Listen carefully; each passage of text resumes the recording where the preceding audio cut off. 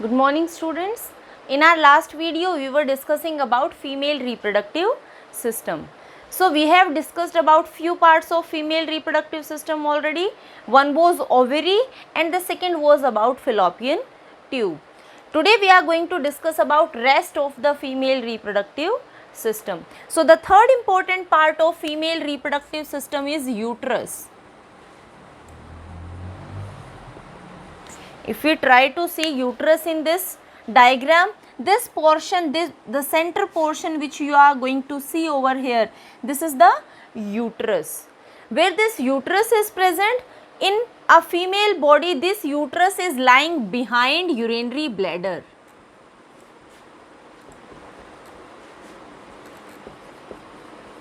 It is almost present behind the urinary bladder and it is an inverted structure.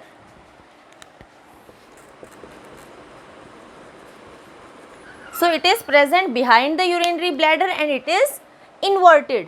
अगर हम top portion देखते हैं that is dome shaped और ये broad है और जैसे हम नीचे की तरफ मूव करते हैं it is narrowing down. You can see this portion is broad and this portion is narrowing down. So uterus के को भी हम पार्ट्स में डिवाइड करते हैं. जो ऊपर हमें dome shaped structure दिखता है that is fundus. यूट्रस के इस पार्ट को हम क्या बोलते हैं? फंडस बोलते हैं. द डोम शेप्ड स्ट्रक्चर जो ऊपर प्रेजेंट है, जो मिडल पोर्शन प्रेजेंट है that is the body of the uterus. And यहाँ पर अगर हम देखें then this portion is narrowing down and this is known as cervix. So uterus is divided into three parts. The dome shaped part is fundus. This middle portion is the body of the uterus और जब ये नीचे की तरफ move करता है here it is narrowing down and this is known as cervix. So these are three important parts. Now let's talk about the membranes of uterus. Uterus की membranes important हैं. अगर हम इस बाहर वाली लेयर की बात करते हैं, outer membrane की बात करते हैं, this outer membrane of uterus is known as perimetrium. जो आउटर कवरिंग प्रेजेंट है. Next to this perimetrium is wall again that is made up of smooth muscles. ये ब्रॉड है and it is made up of smooth muscles and it is myometrium. It is known as myometrium. And third one जो अंदर की lining present है, the innermost lining, that is known as endometrium.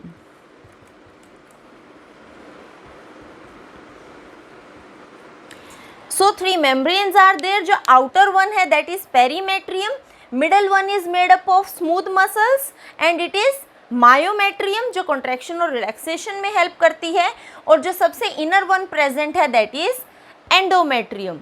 This is about uterus.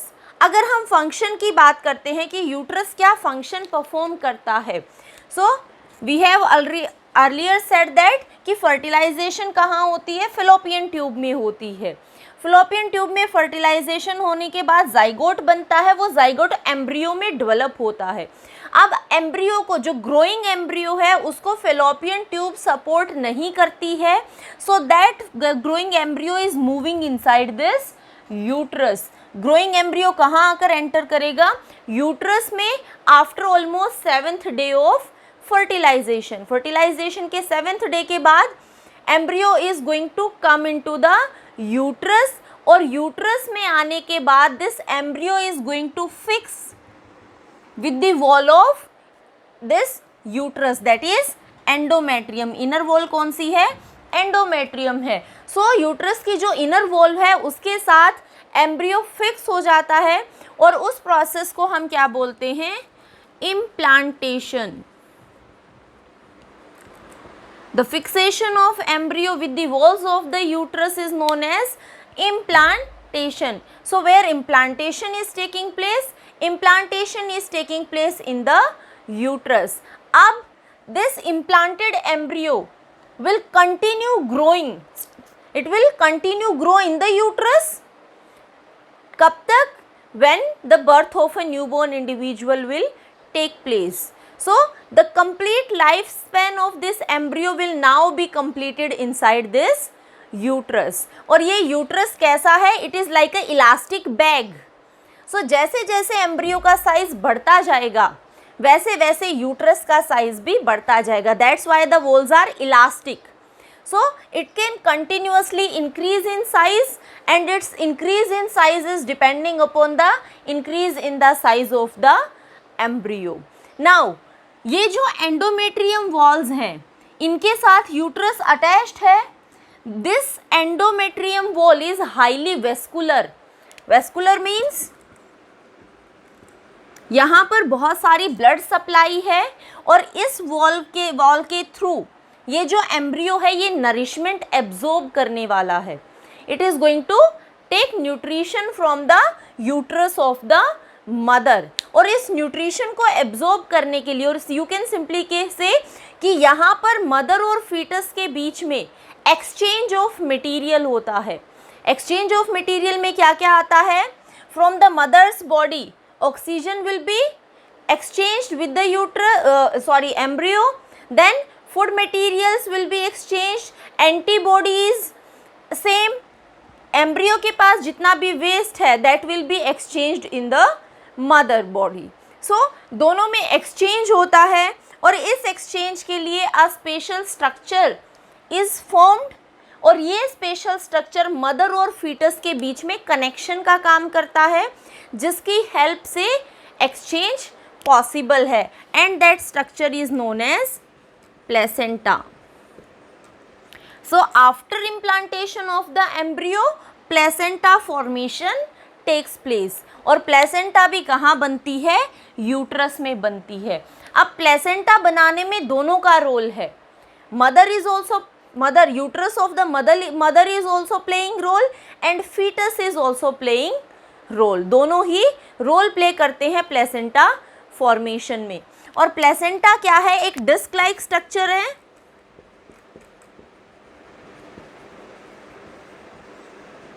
It is a disc like structure जो इस endometrium के साथ attached होती है और यहाँ से एक रोड लाइक स्ट्रक्चर निकलता है एक ट्यूब लाइक स्ट्रक्चर अराइज होता है that is known as umbilical cord. So this is how a disc like structure is present from where a long tube like structure is arising, that is umbilical cord. So this umbilical cord, one end of this umbilical cord is attached with the mother uterus and opposite end is attached with the embryo. इस umbilical cord का एक part mother uterus के साथ attached है और इसका दूसरा part किसके साथ अटैच्ड है? एम्ब्रियो के साथ अटैच्ड है.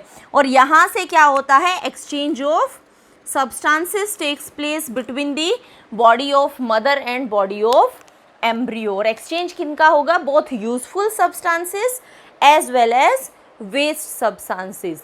यूजफुल सब्सटेंसेस मदर की बॉडी से एम्ब्रियो में मूव करेंगे और एम्ब्रियो का जितना भी वेस्ट है वो मदर की बॉडी में वापस से मूव करता है with the help of this structure. Placenta कुछ हॉर्मोन्स भी रिलीज करती है.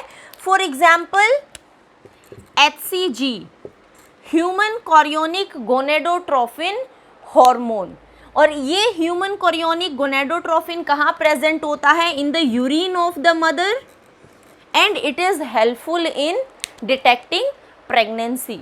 So the pregnancy kits that are available in market, these pregnancy kits are detecting this HCG that is present in urine. So if HCG is present in urine, that means it is a positive test for pregnancy. So this is how the pregnancy test can be achieved by the help of the hormone that is released by placenta, because placenta is going to only form in the pregnant mother. So these things are taking place in uterus.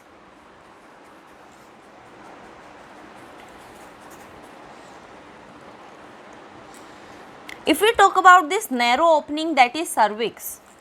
See, this narrow opening is having two spinchers. यहाँ पर दो spinchers present हैं.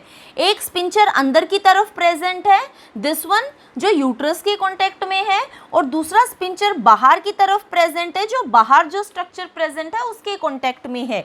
These two spinchers are known as, this is known as internal OS and this is known as external OS.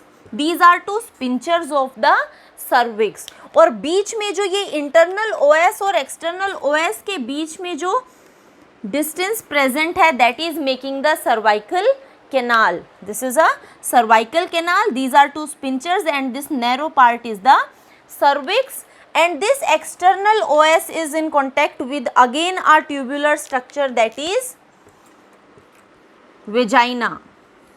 This is almost 7 to 10 centimeter in length. So the next structure after uterus is vagina. The length of vagina is almost 7 to 10 centimeter, and it is basically known as birth canal.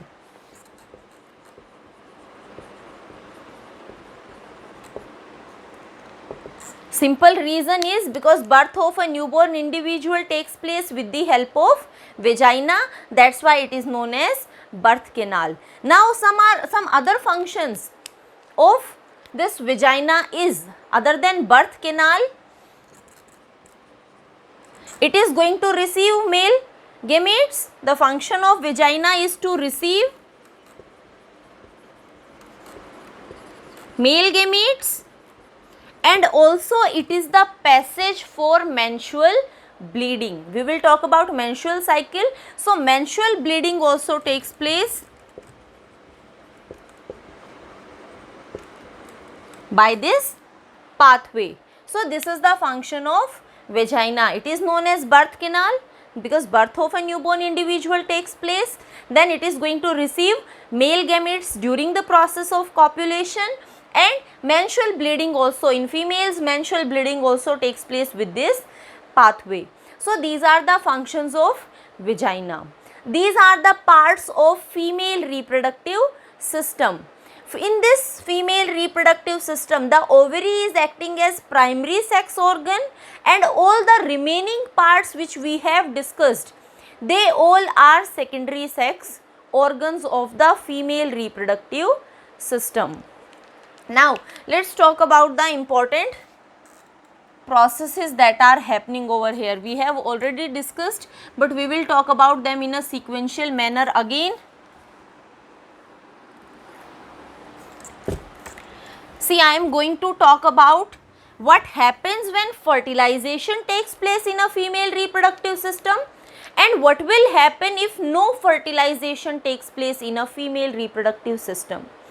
Female reproductive system में in per 1 month one ovum will be matured from one ovary. If this female reproductive system is receiving sperms, or you can say male gamete, and fertilization takes place, then it is going to function differently. And if no male gamete is present and no fertilization is taking place, then it is going to function differently. So we are going to talk about what is happening in both the situations. So first let's talk about what happens when fertilization takes place.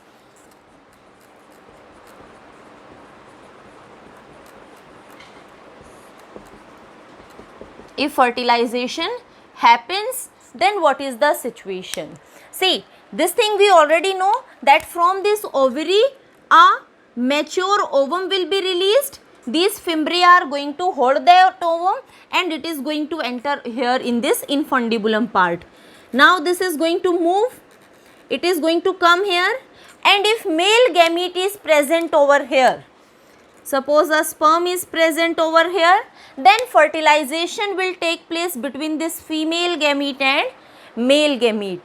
And after fertilization, the result which we are getting is formation of a single celled structure, that is zygote. So this is zygote जो fertilization के बाद बना. अब इस zygote में क्या हुआ? अब इस zygote में cleavage हुई और ये multicellular structure बनता चला गया, and this multicellular structure is going to come into the uterus, and this is implanted in the, you can say over here it is going to take a shape of a newborn individual, and this is how the umbilical cord will be attached. So this is how it is implanted over here. Now this is happening during the process of fertilization. अगर हम इनके steps की बात करें तो सबसे पहला step यहाँ पर क्या हुआ? The first step that has taken place is ovulation. सबसे पहले क्या होगा? ओवरी से एक ओवम रिलीज होगा, उस प्रोसेस को हम क्या बोलेंगे? ओव्यूलेशन बोलेंगे. उसके बाद जो सेकेंड स्टेप यहाँ पर हुआ दैट वाज फर्टिलाइजेशन. यहाँ पर फर्टिलाइजेशन हुई. थर्ड स्टेप जो यहाँ पर होगा मीन्स इस एम्ब्रियो को यहाँ पर ट्रांसफर करेंगे and this step will be the third step that is implantation. ये यहाँ इम्प्लांट हो गया और इम्प्लांटेशन के बाद अगला स्टेप क्या हुआ? Placenta formation. प्लेसेंटा बनी. Now it is going to develop. अगर हम फीमेल ह्यूमन बींग्स की बात करते हैं, so in human beings the time period is the development of embryo in the womb of a mother. Mother के womb में embryo कितने टाइम पीरियड तक डेवलप करता है? It is almost 280 days. 2 means 9 months और 280 डेज. ये जो time period है, इस टाइम पीरियड को हम क्या बोलते हैं? This is the gestation period. Fertilization के बाद का जो पीरियड होता है, the time period after fertilization till the birth of a newborn individual. So ये जो टाइम पीरियड है ये जेस्टेशन पीरियड है and it is of 280 days और we can say 9 months in human beings. अगर हम डिफरेंट स्पीशीज़ की बात करते हैं तो डिफरेंट स्पीशीज़ में जेस्टेशन पीरियड वेरी करता है. It is going to be different. Now this is implanted. Placenta formation हो गया है.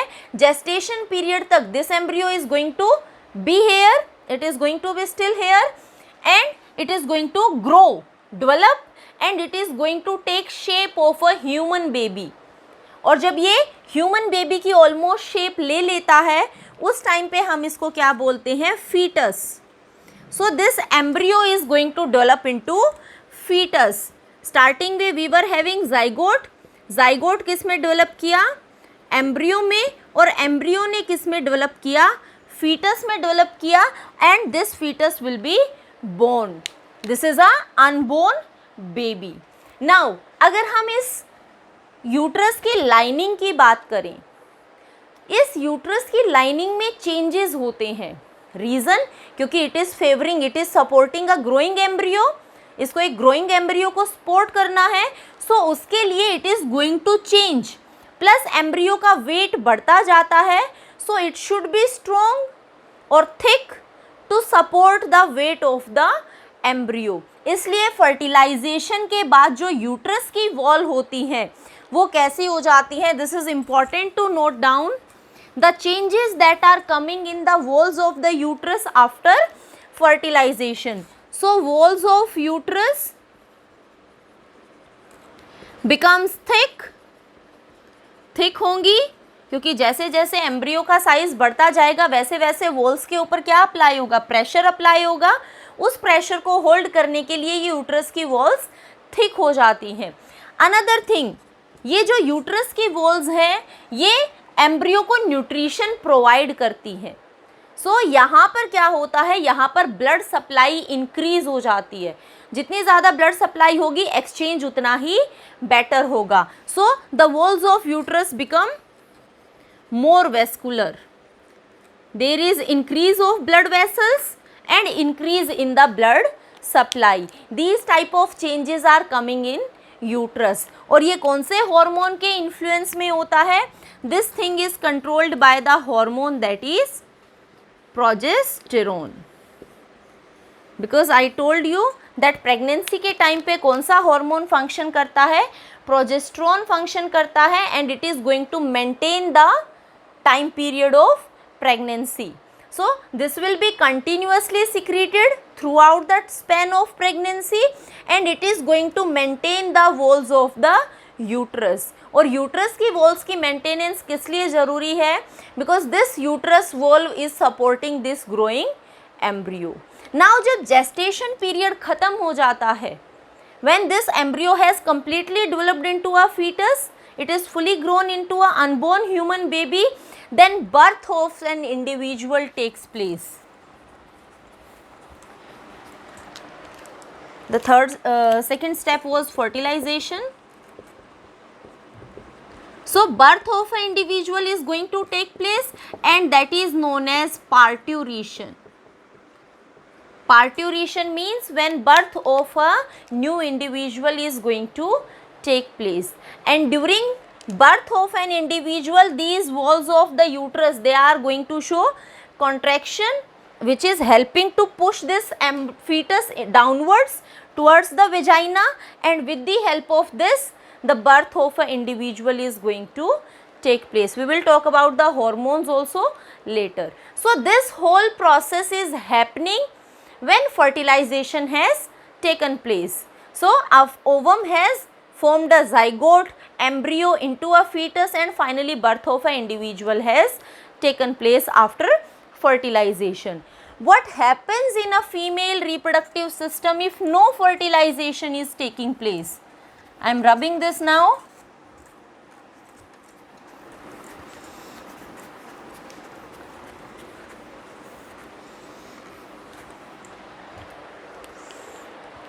So, if no fertilization is there,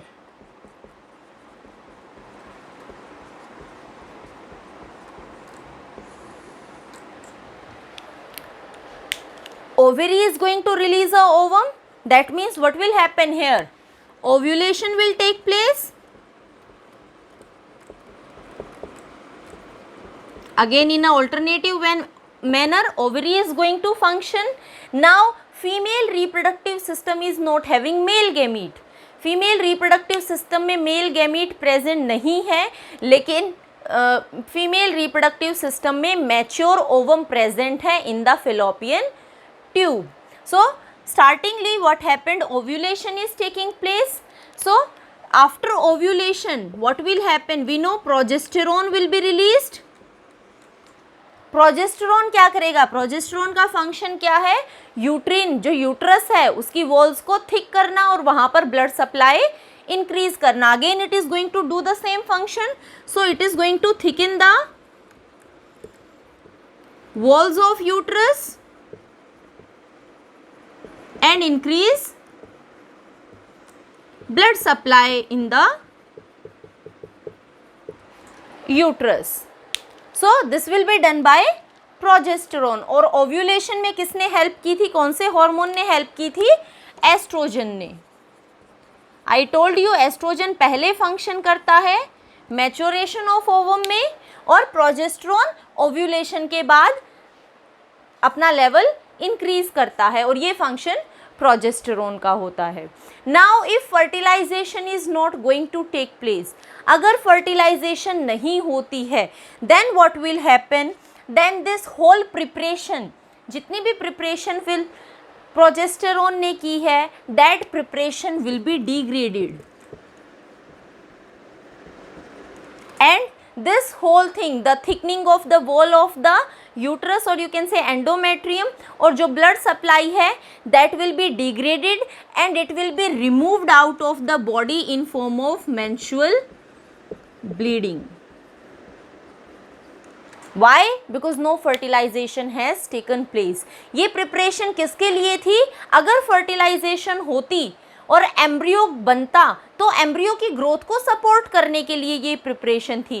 अब क्योंकि फर्टिलाइजेशन नहीं हुई, so this is not required, so it will be removed out, it will be degraded and it will move out of the vagina in form of menstrual bleeding. This whole process, these changes in the female reproductive system, they are working in a cyclic manner and we call it as menstrual cycle. Female reproductive system में ये सारे event cyclic manner में function करते हैं, and this cycle is known as menstrual cycle. So let's talk about menstrual cycle. Menstrual cycle कब start होती है किसी भी फीमेल रिप्रोडक्टिव सिस्टम में? At the age of puberty की एज पे the menstrual cycle is going to start functioning and that is known as menarche. तो menarche क्या है? Starting point of menstrual cycle, that is eight the time of puberty. तो puberty के time पे menstrual cycle start हो जाती है और उस स्टेज को हम क्या कहते हैं? मेनार्क कहते हैं। जो मेनार्क से ऑपोजिट स्टेज फीमेल्स में आती है that is menopause. That means almost at the age of 45 years, average almost 45 years पर again this cycle is going to stop, means ovulation is going to stop and this is known as menopause. तो female reproductive system कब तक active होगा? It will be active during the time of menarche and this activation will end at the time of menopause. तो menarche से starting होती है menstrual cycle की और मेनोपोज पर आकर ख़त्म हो जाती है। उसके बाद फीमेल रिप्रोडक्टिव सिस्टम एक्टिव नहीं होता है, means it is not going to show ovulation. अगर हम इस साइकिल की बात करते हैं then duration of this cycle is almost average is about 28 days. ये साइकिल 28 डेज के बाद रिपीट होती है। साइकिल में बेसिकली क्या फंक्शन है? Always remember 28 days means that in 1 month, we can say approx 1 month, one ovary is going to release a ovum, second month second ovary is going to release a ovum. So this is how the ovaries are functioning. अगर हम इस cycle की stages की बात करते हैं, so let's talk about the stages and the events that are taking place during this cycle. So the first stage is the 1 to 5 day, starting 5 days, that is known as menstrual, or you can say here it is known as menstrual bleeding time, or you can say menstrual bleeding or menstrual phase. You can simply say menstrual phase. So from these 28 days, the first 5 days are showing menstrual bleeding. And I told you why this menstrual bleeding is taking place, because the preparation that was done with the walls of the uterus, they are being degraded. So it is because of the degradation of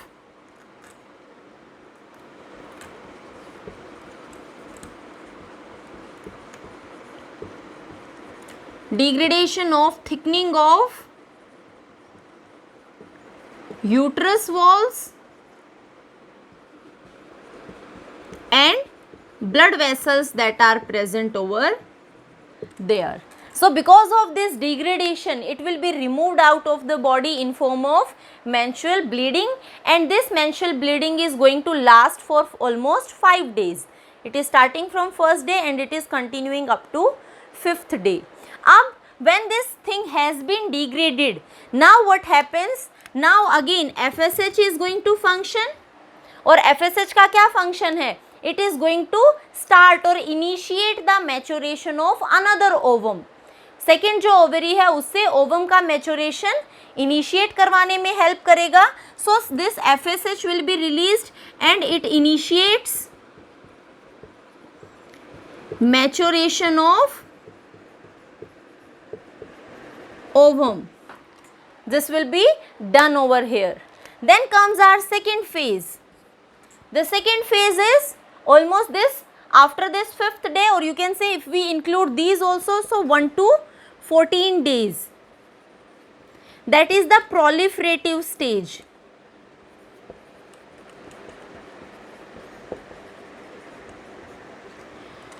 What happens in this proliferative stage? It simply means that maturation, ovum is going to mature. Ovum क्या होगा? Maturation of ovum takes place.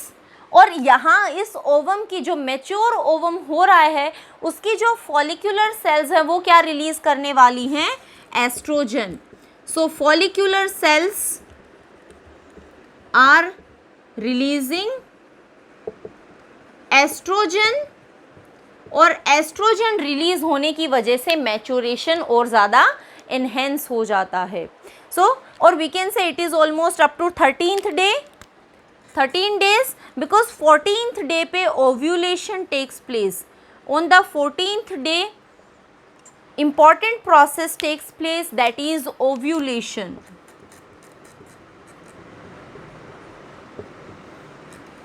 Means ये जो ovum mature हुआ है, this ovum will be released out from the ovary. इसको कौन control करता है? Estrogen and luteinizing hormone. So ovum will be released. अब ओवम ओवरी से बाहर आ गया है और वो कहाँ प्रेजेंट है? फिलोपियन ट्यूब में प्रेजेंट है. Next is from 15th day to 28th day.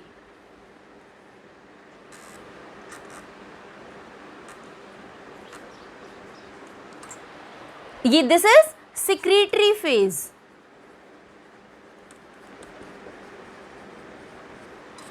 Now ovulation होने के बाद I told you that which hormone is going to be released? Progesterone will be released. जो बचा हुआ कॉर्पस ल्यूटियम होता है, ओवम रिलीज होने के बाद जो सेल्स बच जाती हैं, they are going to form a round body और उसको हम बोलते हैं corpus luteum. That corpus luteum is going to release progesterone. और प्रोजेस्टेरोन का क्या फंक्शन है? जैसे ही प्रोजेस्टेरोन रिलीज होगा, ये यूट्रस की वॉल्स की प्रिपरेशन स्टार्ट कर देता है. So this progesterone is going to thicken the walls of uterus, increase blood supply,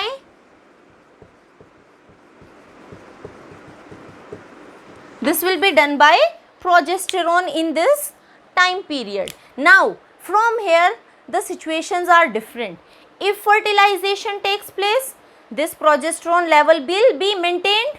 अगर फर्टिलाइजेशन हो जाती है तो ये प्रोजेस्टेरोन का level as it is maintain रहेगा, बिकॉज ये यूट्रस की थिकनिंग को कंट्रोल करता है. So this uterus thickening will continue be like maintained. और ये किसके सिक्रीशन को इनहिबिट कर देगा? एस्ट्रोजन के और एफएसएच के सिक्रीशन को इनहिबिट कर देगा. तो अगर एफएसएच और एस्ट्रोजन रिलीज नहीं होंगे तो अगला ओवम मैच्योर नहीं होगा. इसलिए जब फर्टिलाइजेशन हो जाती है तो फीमेल रिप्रोडक्टिव सिस्टम में नेक्स्ट ओवम मैच्योर नहीं होता है, या हम सिंपली बोलते हैं कि टेम्पररी टाइम पीरियड के लिए मेंस्ट्रुअल साइकिल स्टॉप हो जाती है after the process of fertilization. So when a women get pregnant, menstrual cycle will be stopped for 9 months. Reason? Because this progesterone is inhibiting the secretion of FSH and estrogen. और इनकी deficiency की वजह से ovum का maturation नहीं होगा. This happens when fertilization will take place. अगर fertilization नहीं होती है, so this thing will continue for 28 days. लेकिन after 28 days, if fertilization is not taking place, again the uterus walls will be degraded, menstrual bleeding will take place, the FSH is going to initiate maturation of ovum from another ovary and same cycle will be carried on.